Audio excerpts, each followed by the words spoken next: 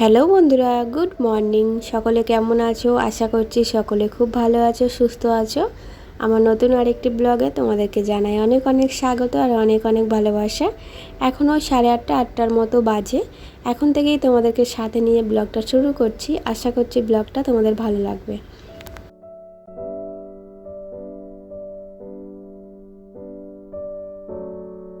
গাছে এত পরিমাণে আম হয়েছে তো, আর আমগুলো না একদম ভালো না, তো কাঁচা কি পাকা একদম ভালো না। দেখতে পাচ্ছ কত আম গাছ থেকে পড়েছে, আর আমগুলো গাছ থেকে পড়েছে না একদম পচে গেছে, তাই জন্য একদম দুর্গন্ধ বেরিয়েছে, মানে উঠোনে নামাই যাচ্ছে না, এত পরিমাণে গন্ধ ছাড়ছে পচা আমের। তাই কি করলাম বলো তো, আগে উঠোনটা ঝাড়ু দিয়ে নিলাম, নইলে একদম বাজে লাগছিল, আর থেতো হয়ে গেছে তো, চারিদিক মাখামাখি হয়ে গেছে উঠোনটায়। তো ওদিকটা উঠোনটা ঝাড়ু দিয়ে, আর এখানে কয়েকটা জামা একটু ভিজিয়ে রেখেছিলাম, আমার হাজব্যান্ডের আমার, এগুলো একটু ভিজিয়ে রেখেছিলাম, তো এখন এগুলো কেচে দিচ্ছি। আর কালকে না অনেক জামা কাপড় কেচেছি, কিচ্ছু শুকনো হয়নি জানো তো, কাচার পরেই বৃষ্টি আরম্ভ হয়ে গেছে, আর সারাদিন ধরে বৃষ্টি চলেছে, তাই জন্যে কোনো কিছু শুকনো করতে পারিনি, সব দালানে মেলা আছে। তাই ভাবছি আজকে যদি একটু রোদ্দুর বেরোতো খুব ভালো হতো, তাহলে আগের দিনের জামাগুলো সব শুকিয়ে নিতে পারতাম। আর এইগুলো যেগুলো কাচছি না, এগুলো আর দালানে মেলার জায়গা পাবো না। তো দেখি বাইরে যতটা হাওয়ার মধ্যে শুকনো হবে, তারপরে দেখা যাবে বৃষ্টি এলে।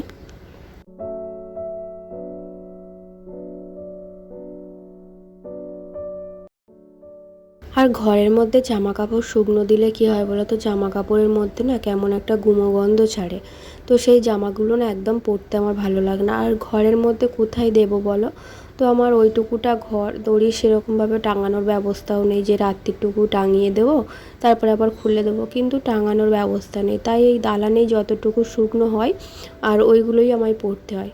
এখন মেয়েকে স্কুলে দিতে যাওয়ার আগে ভাবলাম এই জামা প্যান্টটা পরে আছে 2-3 দিন ধরে, তাহলে একটু গুছিয়ে রাখি। তো এখন গুছিয়ে রাখছি, আর মেয়েকে স্কুল থেকে দিয়ে আসার পর এগুলো আলমারিতে সব তুলে দেবো।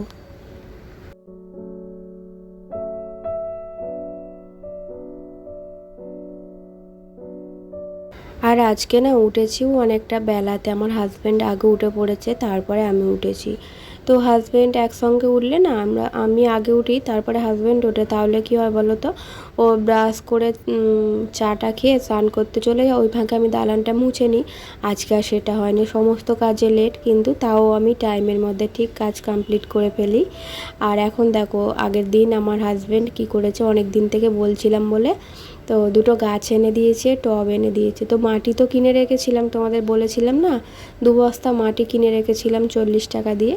আর এই গাছগুলো বসাবো, তো দেখছিলাম বসাবো বলে বাইরে বেরিয়েছি, দেখছি এর মধ্যে ফুটো করা নেই। তো আমি আবার কি করলাম, পেরেকটা গরম করে মানে টবগুলোতে একটু ফুটো করে নিলাম, নইলে কী হবে বলো তো, গাছগুলো নষ্ট হয়ে যাবে জল না বেরোতে পারলে, তাই একটু ফুটো করে নিয়েছি।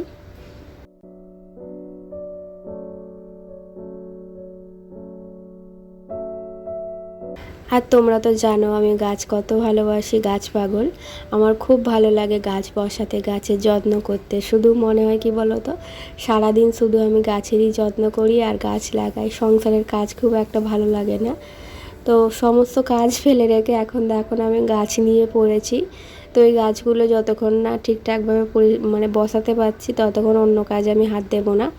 আর মাটিগুলো না বৃষ্টির মধ্যে একদম হয়ে গেছে, মানে গুঁড়ো করা যাচ্ছে না, একদম বড় বড় ডেলা হয়ে আছে, তো এগুলো না ভেঙে দিলে হবে না, তাই আগে এগুলো ভেঙে নিচ্ছি, তলায় অল্প একটু মাটি দেব তারপরে। আর এই গাছগুলো যারা বিক্রি করে তারা না মাটির মধ্যে বসায় না, বালির মধ্যে থাকে। তো আমি এর আগেও যে গাছগুলো কিনে এনেছিলাম সব বালির মধ্যে, কিন্তু ওই যে বড় গাছটা কিনে এনেছে, তো ওই গাছটা মাটির মধ্যে আছে। তো ওটার কি গাছ আমি জানি না, এই গাছটারও নাম আমি ঠিক সঠিক জানি না। তো এই গাছটা অনেক দাম নিয়েছে, 100 টাকা নিয়েছে। আর ওই দিকের যে গাছটা দেখতে পাচ্ছ সরু সরু পাতা, ওই গাছটার দাম নিয়েছে 50 টাকা। তো আমি বলেছিলাম যে ফুল গাছ কিনে আনার জন্যে, তো ফুল গাছের অনেক রকম জবা ফুল গাছ আছে, 40 টাকা করে নেয়। তো আমার হাজব্যান্ডকে ওটাই আনতে বলেছিলাম, কিন্তু ও তো গাছের সম্বন্ধে কিছু জানে না, তো যেটা মানে সামনে পেয়েছে সেটাই নিয়ে চলে এসেছে। তো আমি বলে দিই এরপর থেকে আর ওকে পাঠাবো না, আমি এরকমই ওকে বলেছি যে তুমি এরকমভাবে গাছ কিনে আনো, আর তোমাকে এরপর থেকে বলবো না, এরপর থেকে আমিই কিনে আনবো।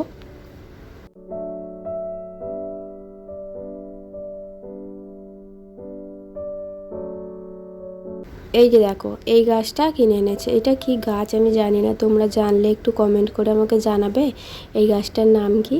তো গাছটা বেশ দেখতে সুন্দর, মাঝখানটা সবুজ আর দুদিকটা একদম লাল, লালই তো, হ্যাঁ লাল। তো বেশ ভালো লাগছে গাছটা। আর এগুলো সব ঘরের মধ্যে রাখবো, বাইরে রাখবো না সব গাছগুলো।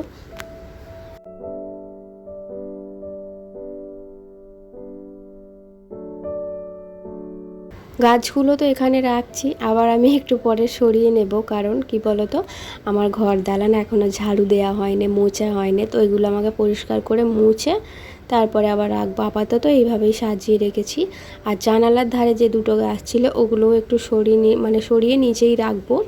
তো কারণ কি বলো তো, গাছগুলো না বারে পড়ে যায়। আর পড়ে যায় বলতে বাঁধা থাকে তাই জন্য পড়ে না, কিন্তু কাত হয়ে যায়। তো একবার যদি পড়ে যায় টবটাও ভেঙে যাবে, গাছটাও নষ্ট হয়ে যাবে, তাই সব গাছ নিচেই রাখবো।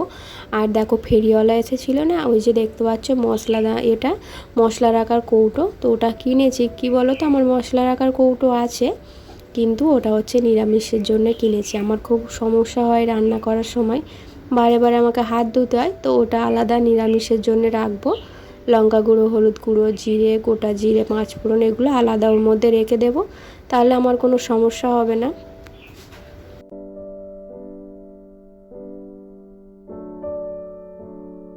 আর এই সব সবজি বাজার দেখতে পাচ্ছ না, এগুলো আগের দিন করে এনেছে, কিন্তু আগের দিন আমি কিছু গোছাইনি। আর কি বলতো, শরীরটা দুর্বল হয়ে আছে, তো কোনো কাজ যেন আমার করতে ইচ্ছা করে না, একদম ভালো লাগছে না, কাজও করতে ইচ্ছা করছে না, আর কোনো রকম ভিডিও শ্যুট করতে ভালো লাগছে না, তাও করছি। আর এই জন্য এই সবজিগুলো সব ফ্রিজে যা ছিল, যেগুলো নষ্ট হয়ে গিয়েছিলো সেগুলো সব ফেলে দিচ্ছি। নষ্ট কেন হয়ে গেছে বলো তো, কদিন তো আমার শরীর খারাপ ছিল, রান্নাবান্না সেইভাবে হয়নি, তাই জন্য অনেক সবজি নষ্ট হয়ে গেছে।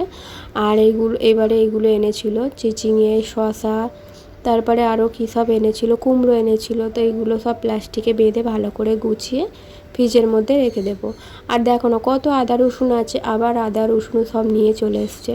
আর আদা রসুনের পেস্ট আমার নেই, শেষ হয়ে গেছে, কিন্তু আজকে আর করব না, দেখি যেদিন লাগবে সেদিন করবো। আর আগে থেকে করে রাখলে না বেশি দিন থাকে কিন্তু ফ্রিজের মধ্যে কেমন একটা বাজে গন্ধ ছাড়ে, তাই জন্য আজকে আর করব না।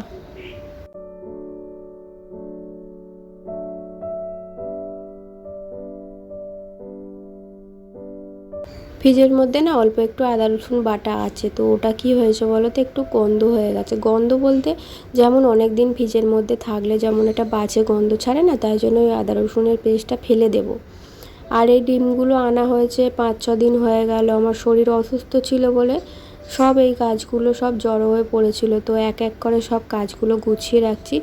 আর ঘর দালান সব এলোমেলোও হয়ে গেছে, সেগুলোও সব এক এক করে আমি গোছাবো। তো ডিমগুলো বাইরে থেকে ধুয়ে এনেছি, এনে আর এই যে ফ্রিজের মধ্যে রেখে দিলাম।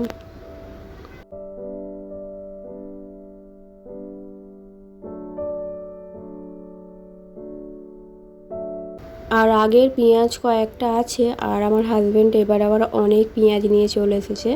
এই দেখো কত পেঁয়াজ, কি বলো তো, এত বাজার দোকান করলে না নষ্ট হবেই।